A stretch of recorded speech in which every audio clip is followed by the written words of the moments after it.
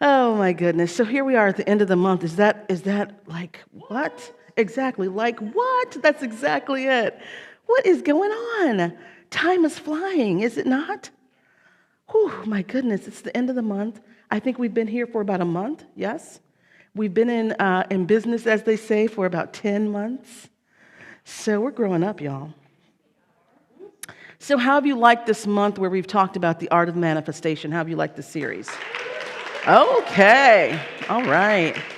All right. Well, I'm seeing some affirmation of that, so we'll definitely be doing more of it. So this is our final though for this month in this series, and I'm talking about the grand reveal. The grand reveal. We've talked about closing the door. We've talked about practicing the law of assumption. We've talked about radiance, indicating that we're ready. And then finally, that baby has to be born, right? That invisible has to be made visible, the grand reveal. So this week, what I'm talking about is actually the law of emergence, the law of emergence. So let's talk about that. So basically, what emergence says is that your true potential, that everything exists within divine mind, right? Everything exists within you. And so you're not making something happen when you are practicing manifestation. You're not making something happen. You're allowing that which is to emerge, right? You're getting so aligned that you're allowing that which is to emerge. And one of my longtime friends, we were in practitioner training together.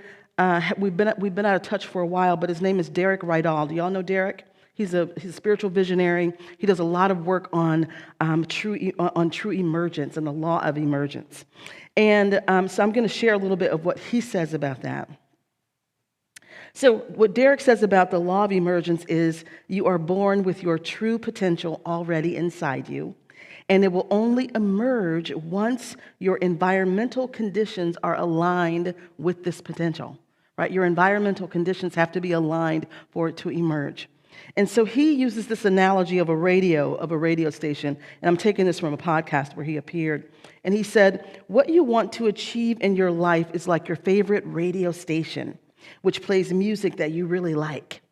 And the idea is that you want to tune into the frequency of the radio waves the idea is that you want to tune the frequency of the radio waves that you emit so that the frequency of your radio waves matches the frequency of your favorite radio station, right? So what you're emitting has to match your favorite radio station. And only then will your life really align and emerge the way you want it, right? It's another fancier way of saying you have to be a vibrational match for that which you desire, which we've talked about all week, right? And so that's when things start to emerge. And here's what's really interesting, as I say all the time, that science is now proving what the ancients already knew, right? So this idea of the invisible being made visible right now and beyond limits, we're studying that, and in science of mind, it's called the creative process. Right? In quantum physics, it's called, collapsing a wave, right? Because the quantum view says that everything exists in the quantum field in potential. And it only gets activated when we observe it, when we engage with it. And if we're focused and engaged, then possibility is able to then come into form, right? The wave collapses, and that's when things begin to appear. That's what the quantum says. And what we know is the creative process, and I remember in ministerial school, they were like, please explain this without this metaphor, but I'm going to use this metaphor.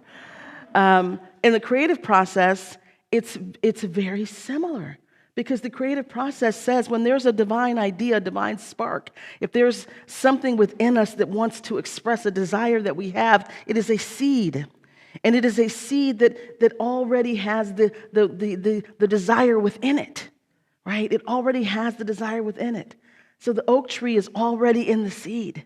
And so that seed is then planted in our mind, our subconscious mind. It's planted in, if we were really planting, it would be like in soil, right? It's planted in soil, in this dark space, in this place where we get to let it take root, where it's protected.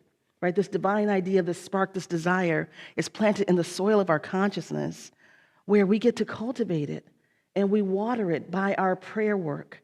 We water it by our faith practices. We like practicing the law of assumption, right? We water it by our affirmations. We water it by our actions.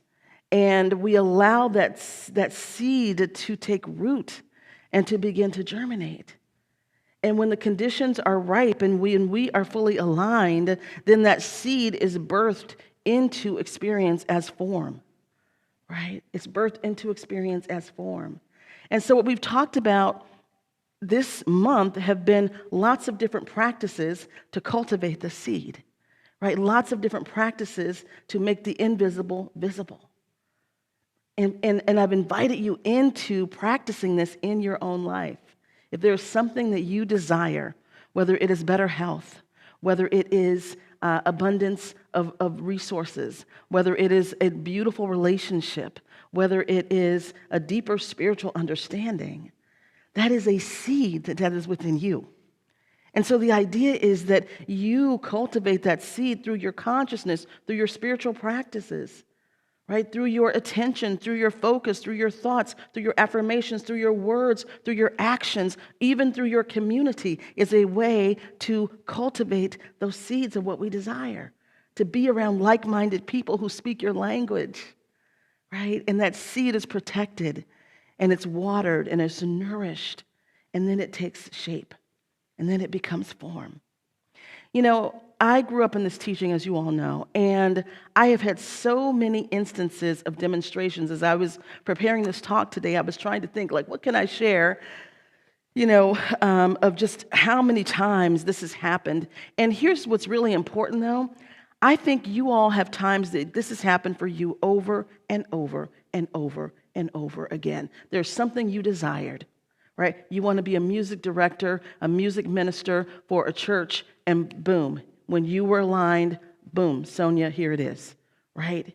You want to be singing, you want to be up on stage, you want to be developing your voice, and when you get aligned, here it is, right? New car, new home, new job, new relationship, health and vitality, all of that's happened in this room. I know because I know y'all, and I talk to you, So you all have had this experience of planting a seed of desire and allowing it to take root and allowing the sprouts to come up. We've seen it in this community, right? We've seen it in this community. We have new people here today. We've had new people coming periodically throughout the summer, right? And we see the little sprouts begin to come up to the surface and break through.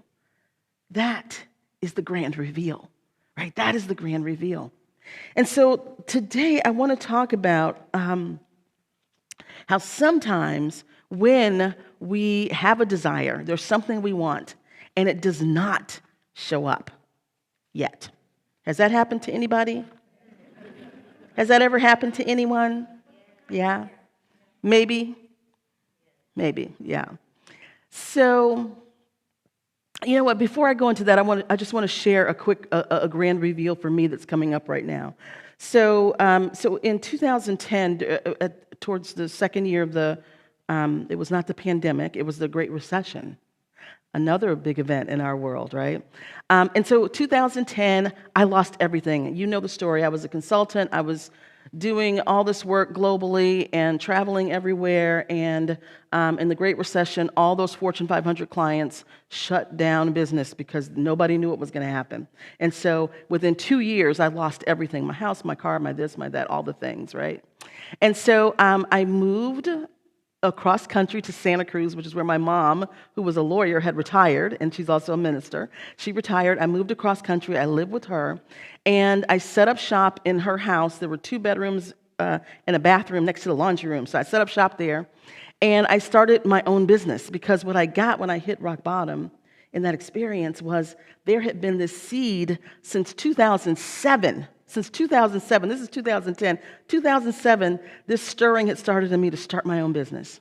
And I didn't do it because the consulting firm was paying too much. It was too easy. I loved it. And I told God, that sounds great, but This gig works, right? They get the clients, they cultivate the clients. I just say yes to a contract, I get on a plane, and it's all 5-star, and I love it, and that's what I want, and it's working out great. And so I coasted for a little bit, but 2007 is when that desire started happening.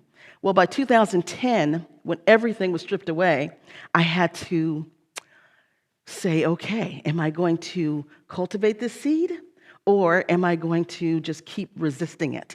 And I chose at that point to cultivate the seed. And so one of the things I did is when I set up my office, I created a vision board and I put it up and I put the logos, I cut out the logos of all the different companies I wanted my business to have. And then at that time, I was getting like all these things for like, do you need credit? Do you need a loan or that kind of thing? So I was, or a mortgage actually. And so I was getting these checks, like 6-figure checks. You know how they send you the 6-figure check so that you'll then fill out the application? You know what I mean? So I put that up on my board and I put up the logos of the companies I wanted to work with. And I hung the vision board right in front of my desk. So it was just right in front of me. And I didn't do anything special with it. I didn't, actually it just faded into the background. Like I wasn't consciously doing anything with that. And so that was like by 2011 or so. And fast forward, I think I was here in 2022, and I pulled, when I was unpacking, when I moved here, I pulled that vision board out of my box, out of a box, and I looked at it and I went, oh my goodness. Almost every single company that I had the logo of, maybe one or two didn't work out. Almost every single company I did business with, and some of the checks were larger than what was on the vision board. And I had not done anything at all, like consciously sitting there at my desk. I was just grinding it out, working and working. But here's what I know looking back, and then we talk about the grand reveal. What I was doing when I said yes to, I'm going to start my business. Yes, I'm going to go to Georgetown and get my coaching certification, even though I'm already an executive coach, right? And I said yes to that, and clients started coming in. It was because I was cultivating the seed, right? I started acting as though I already had clients. It was impressing in my mind, having that vision board right in front of me, even though I wasn't consciously focused on it. Those images were in my mind, right? Those images were going into my subconscious. And so what I'm saying to you is that when you get aligned and when you are radiating readiness, that which you desire emerges. Because here's what's true. I didn't create any of those companies, right? This was not magic. All these companies already existed. What happened is they revealed themselves to me as clients once I was in the right state of consciousness and alignment for that to happen, right? Once I was aligned, then that which already existed emerged and came forward in a way I could see it and interact with it. Yeah? So manifestation is not magic. It's not even woo-woo. It can be proven by science. It can be proven by neuroscience. But it does take you being aligned with that which you desire truly in frequency, with that which you desire in your emotional state, in your mental state, in your bones. It has to be in your bones, which we call it in theater. When you know a role so well that anything could happen and you can still say your lines, that means it's in your bones, right? When what you desire is in your bones, it will show up in your experience. And it doesn't matter what it is. It can be health, it can be a relationship, it can be getting out of debt, it can be any number of things. There is nothing too small or too hard for God. Nothing. There is nothing too small or too hard for God. Right? The power that created the cosmos, that hung the sun in the sky, the power that created each of us, this incredible variety I'm looking at right now, the power that created our bodies that are so supremely intelligent, AI can only hope to be as intelligent as we are, right? And as intelligently as we are designed. That same power can change anything. That same power can transform anything, right? Once we get aligned with it, when you look at Jesus' ministry, that's what you see time and time again. He is so aligned and so knowing exactly who he is and whose he is, that he can speak his word and that which is invisible becomes visible.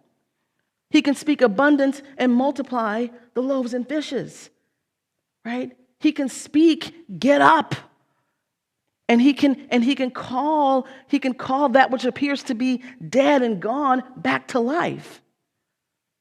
That is an aligned consciousness and an understanding that one with God is a majority. One with God is a majority. So if there is something that you are facing right now, if there's something you want to call in to your life right now, if there's something that feels devastating or feels like you're at the bottom, I have been there. I have felt that. I grew up in this teaching, and I still have had experiences that have gutted me, where I am on my knees. I know this stuff works. I know this stuff works. I would not stand here. I would not be a minister doing this work in Silicon Valley versus my corporate work if I didn't know this worked. And I didn't want you to get that it works. Right? Right? One plus God is a majority. And so here's the thing. When we are wanting something to happen in our lives, we want something to show up. We're calling in something and it's not happening. There's usually some other stuff happening that's blocking it, right? You're digging up the seeds in some way. So one of the ways that happens that I see a lot when you dig up the seeds is, you plant a seed, you have a goal, you have a desire, and you're doing, you're living in the end, as Neville Goddard calls it, right? The law of assumption. You're assuming you have it. You're walking in faith. You're doing your affirmations. You're doing your prayer work. You're in class. And then, or you come to church on Sundays, and then Monday, Tuesday, Wednesday, Thursday, Friday, you're on the phone with your friends. Oh my God, I wonder when this is going to happen. Oh my God, I wonder when this is going to happen, right? Or you're in your mind going, oh my God, I wonder when this is going to happen. Why isn't this happening? I don't see any evidence. Maybe it's not going to happen. Yeah. So now you've just negated all the planting you've done. You've actually dug that seed back up where it's very hard for it to take root, right? So once that seed is planted, leave it planted. Don't talk about it. Don't, as my mom says, don't get your backup singers with you affirming that it's not working. Right? Don't get your backup singers singing in harmony with you on some false story you're telling. Yeah, that's a great way to dig it up because then you got an audience, right? Don't let the Greek chorus follow you around, right? The Greek chorus of your family or whoever follow you around and they're singing a song and telling you what's going on and getting in your ear, right? These are all the ways that we dig that seed back up and it's like, wow, right? Exactly, rut-row, right? So the other thing that happens is we mistake the process we're in, we mistake it for failure, right? Because here's the truth, y'all. I mean, unless you have Jesus level consciousness, you're not just calling out, manifesting stuff right away, right? You're not able to speak your word and reveal things that happen instantaneously. There is a process, right? A germination process. It takes time for things to develop. Very much like birthing a child, right? Or creating theater or creating art. It takes time from inception to really let that thing marinate and let it grow before it's ready to be born. But so many times what happens is we think, we think the process we're in means that it's a failure because we're not at the destination yet. And it's a process. It's a process like anything else. Right? You want to get strong, you want to get your body strong, and you go to the gym, it is a process. There's no way you're going to go to the gym, you haven't worked out in 5 years, you're going to go to the gym, and then you can bench press whatever, right? Or do whatever thing you think you should be able to do. That's not how it happens. There's a process, right? There's a process. When you are creating something, whether it is a workshop or a training or a consulting program or a piece of art, right? It takes time, right? You start with something. You start with an idea, and then you have to zhuzh it, my favorite word, right? You have to zhuzh it, and then sometimes it's like, oh, wait a minute, I thought it was going to be this, and actually it's this, right? There's a process to that. There's a process when you're creating something. If you're birthing a literal child, There's a process. You don't get pregnant and then boom, the baby's here. Right? It takes time. There's a gestation process that is needed for the baby to get its nourishment and the mother to be ready and the body to be ready to birth. And I mean, there are all these things that have to happen. It doesn't happen instantaneously. And yet, when we have a desire, we expect that, I'm calling in I'm calling in the one. I'm calling in my perfect relationship. And then we get on a couple of apps and go, it's not working. Right? I'm calling in more money. I'm manifesting more money. And then, we talk to our boss and we don't get the raise and it's like, not working. Right? We don't get the client, not working. It is a process.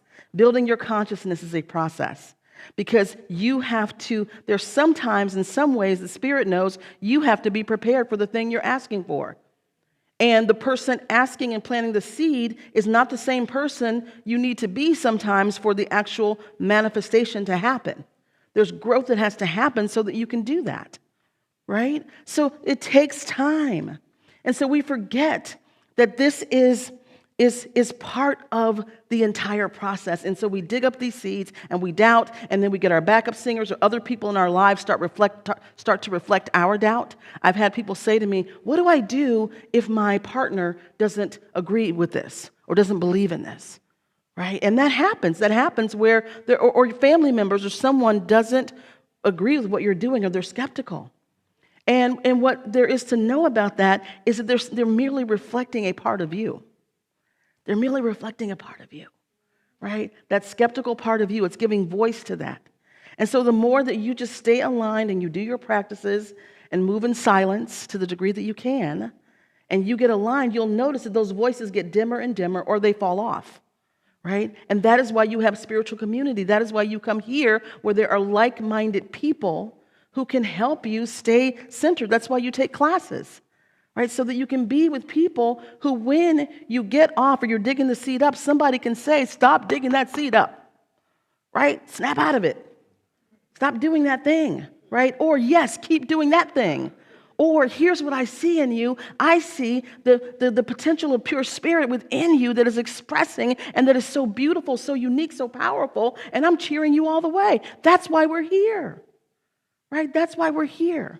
So this is how you begin to recognize when you're digging up the seeds and let it be, right? Let it be. So the last thing I want to talk about is how we begin to practice this art of manifestation. I'm just going to give you a recap. We're going to roll through the whole month because I've given you some tools, right? And this is how the grand reveal actually happens.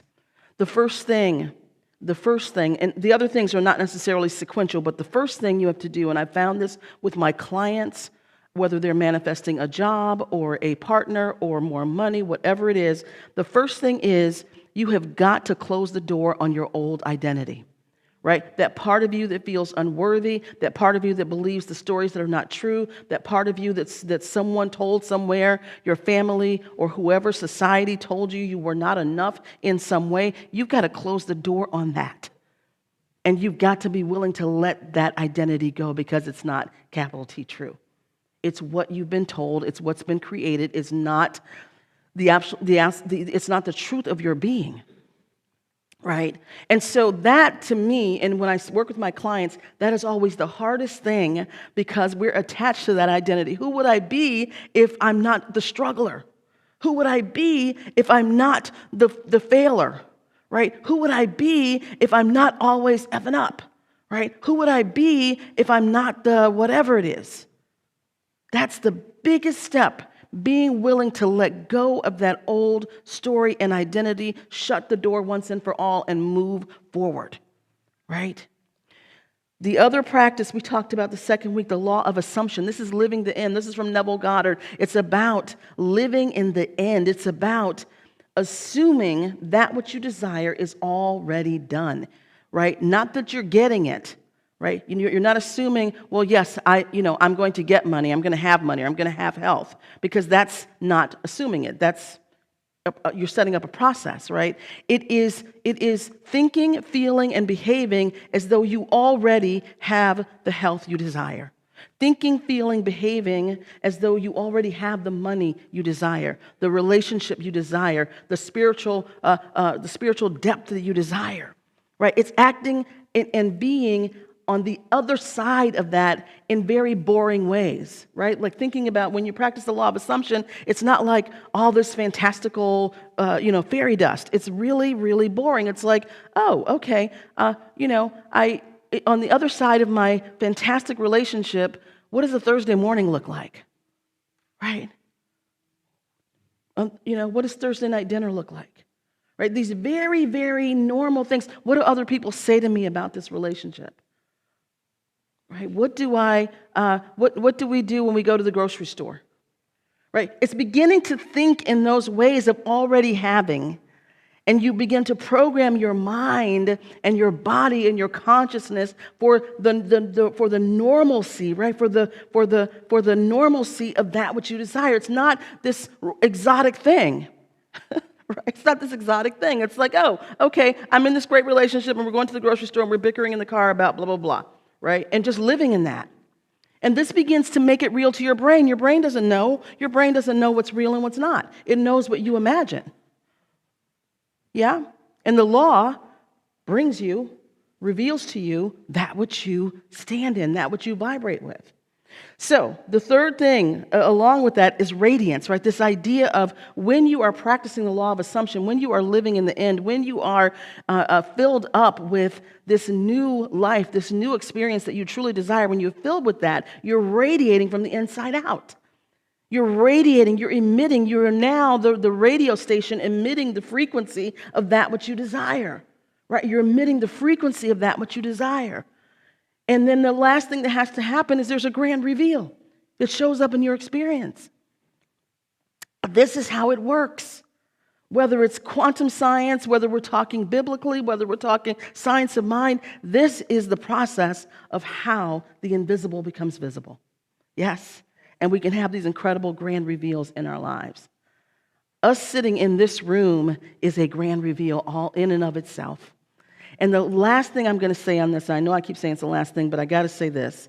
When we look at our world, and because I always want to bring it back to, yes, we're changing our individual worlds, and we create the consciousness that is the world we live in collectively, right? And so as we, as human brothers and sisters, as we begin to really shift our consciousness and look at ways that we can have the grand reveal we truly desire collectively, that looks like a world that works for all, that looks like thriving and freedom and abundance and ease and flow. It is possible, but it's only possible when individuals are collectively creating from that space, are in that consciousness, are aligned. There's no other way. The world is showing us right now there's no other way. We've got to shift consciousness. And I love that Ernest Holmes said, we can change the course of history by prayer, not through will, but by spiritual realization. And what he's saying, he's not saying, don't help the world, don't do your human duties, don't do what, as Neville called it, like in the 3D world, you have to live a 3D life, right? So do the things you're supposed to do. Go to work, do all the things you're supposed to do. And the more that we're aligned with the divine presence, with oneness, with peace, with love, with joy, then collectively we can create that in our world. But if we're in hatred and competition and spite and all of these lower density emotions and actions and activities and thoughts and feelings and stories, then we just keep creating the same story over and over and over and over again. That's why history repeats itself. Because we haven't had a collective shift, critical mass. We haven't hit critical mass of people creating from peace and creating from love and creating from abundance. Because I tell you what, the God that created the cosmos knows exactly how to solve every single problem on this planet. It created the planet. It created us. It knows all things. It knows how to solve problems. But it can't solve it through us when we think we got all the answers. Yeah? So this is why this work is so important. This is why I'm here. This is why I wanted to be at Silicon Valley Center for Spiritual Living, so that we can do our work individually and we can join together in consciousness collectively and actually flip and shift the world. Yeah, are y'all with me on this? Yeah? I love y'all so much. I love you so much. I love you so much, and I want you to get this. I'm telling you, growing up with this teaching has put me and placed me in places and spaces I could not have imagined, and I couldn't have orchestrated my way into certain rooms I've been in. I'm telling you. I'm telling you. I've had experiences that I could, because I didn't know. I didn't even know to want the experience, right? And it's this teaching that has guided me and propelled me every single step of the way, knowing the absolute truth. And so I'm speaking to y'all from what I know and what I want you to get for your own lives. Yeah. Let's turn in for prayer.